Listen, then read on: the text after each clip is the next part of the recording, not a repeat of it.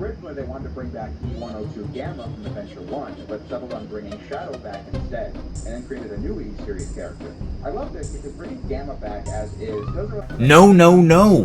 Why does everyone love Sonic Heroes? People just need to realize how bad this game is. And I know the exact person to tell people. A guy who gets mad at games just for existing. The question is, how do I make him talk about it? Hey, Snowball. You notice anything wrong with this thing here? Yeah, you're probably right. It's probably nothing. Hey, number one Mediocre fan Mark here. What can I do for you? Hey, can you take a look at Sonic Heroes for me? Yeah, okay. Guess I know what we're doing today. Sonic Heroes. This was Sonic's first released multi-platform game. The whole gimmick of the game was that the characters were divided into teams of 3, with Team Sonic, including Sonic, Tails, and Knuckles, Team Dark with Shadow, Rouge, and Omega, Team Rose, consisting of Amy Rose, Cream the Rabbit, and Big the Cat, and finally Team Chaotix, which consists of Espia the Chameleon, Charmy the Bee, and Vector the Crocodile. Each team has their own campaign, and you get to play as all 3 characters from the team you choose, all at once by pressing Y and X to switch to the character you want. I've never beaten this game, but I have dabbled in it. I've booted it up a couple times, played through the first stage, but never really anything past that. Probably because I remember not liking it very much. I don't know, I could never really get behind the whole character swap thing, but I never played past the first stage, so will maybe beating the game sway my opinion a little bit? Only one way to find out. Unlike the previous 2 3D Sonic games, Sonic Adventure and Sonic Adventure 2, Sonic Heroes' story is a lot more lighthearted. Each team does have their own story, but I only really played Team Sonic's story, so that's what I'll be going over.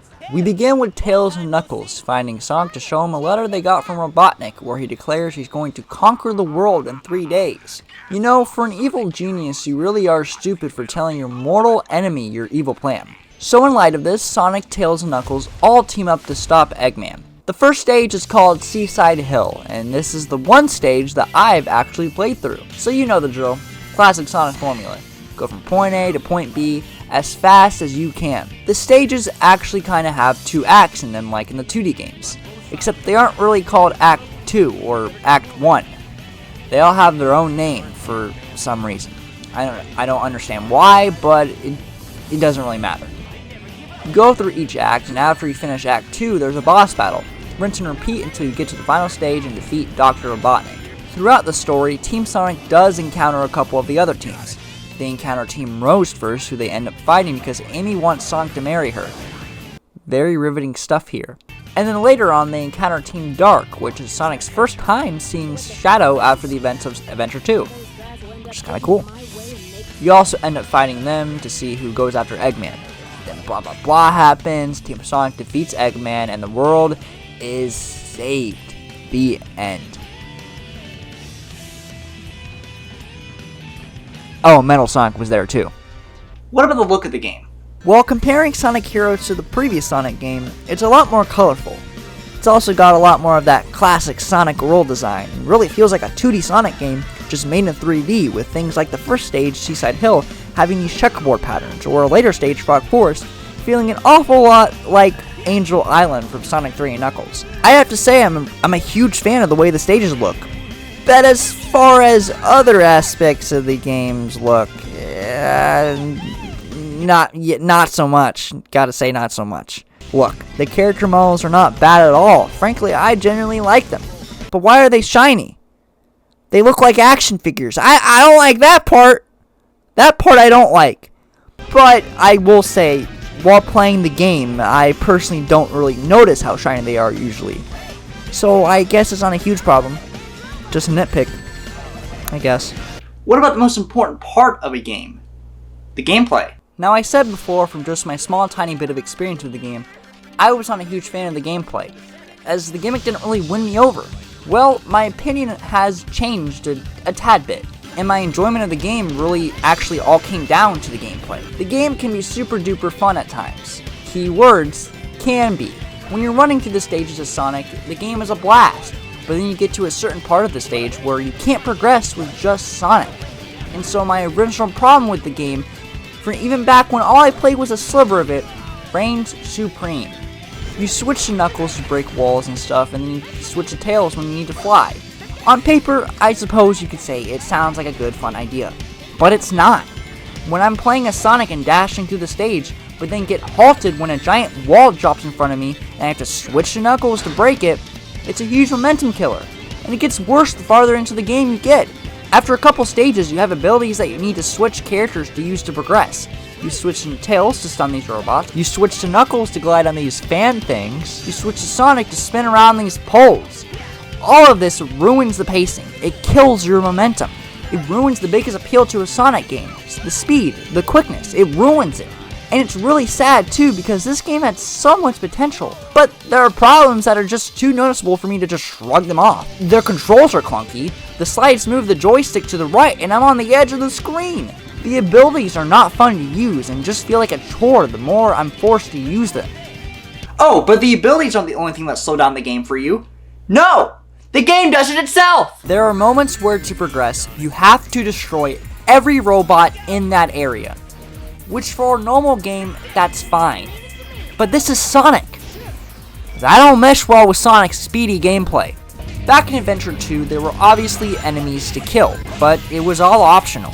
You could skip all of them and just keep speeding your way to the end of the stage. And you can do that in Sonic Heroes. Sometimes.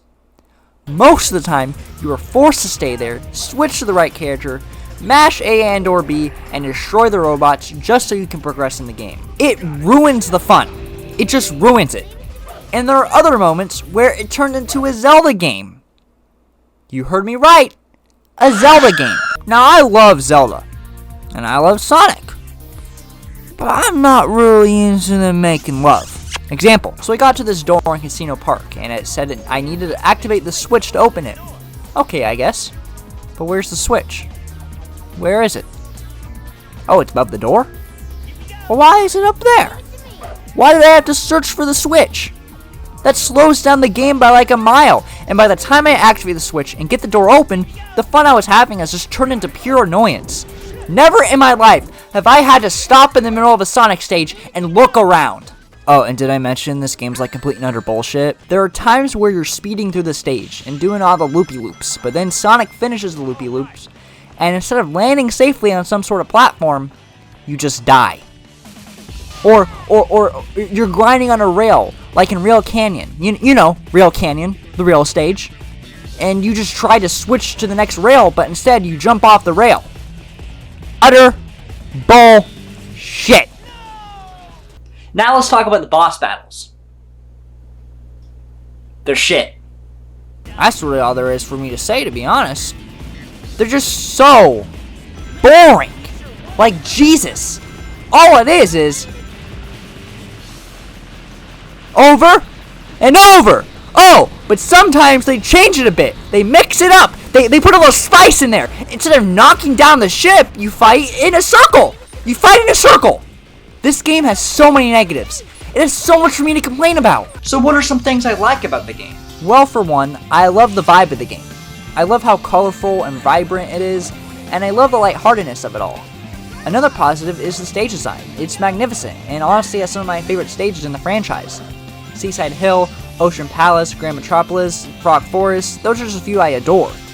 But there are also a lot of stages I extremely dislike, with my least favorite ones being Casino Park and Bingo Highway. The idea of a city that's like a pinball machine, that's a pretty cool concept. But the stage is nothing more than just that, which is probably something this game has over every other Sonic game. The ideas it sets out to do are great.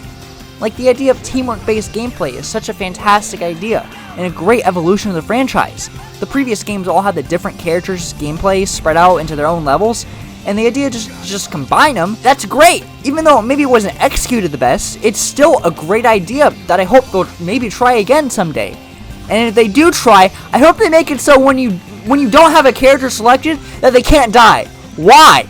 Why is that a thing? Why is it that when I'm not controlling the other two characters, they can just get stunned or die or whatever? Why is that a thing? Just like the abilities, it ruins the pacing, because I have to wait for them just to get back up. It's fucking ridiculous, and I don't want to play this game anymore! Even when I try to talk about the positives, I can't stop screaming about the negatives. So why did I keep coming back to this game? I could have stopped playing this game, but I didn't. I chose to keep playing. Even with all the glaring flaws, I can't say I didn't not enjoy my time with this game. What? What? I'm still on the phone with you? You're telling me that after you complained more about this game than you ever did the Virtual Boy or Nuts or Bolts, you didn't hate it? No, I guess I didn't. Sonic Heroes isn't the best Sonic game. Far from it. But it has enough going for it to the point where I can't say the game is bad. But it also doesn't have enough going for it for me to say that it's good either. It's subpar. It's an average Sonic game that tries to do something different but fails at it. But that isn't to say it's not fun at times. It definitely has its moments. But the cons do kind of outweigh those moments for me. It's just mediocre. Not bad, but not good. Oh, well, that's a new one. Have you played the game? No, I guess I've been too busy hating on the game. I never found the time to actually play it. I also haven't even left my house in 2 years. Well, no more. If the world's biggest hater can like Sonic Heroes, then I can too. I'm gonna let go of my hatred for Sonic Heroes, and I'm gonna live my life. Well, good on you. Wait, I didn't say I like it. Also, how am I the world's biggest hater? You wanna hang out? Oh, I can't. I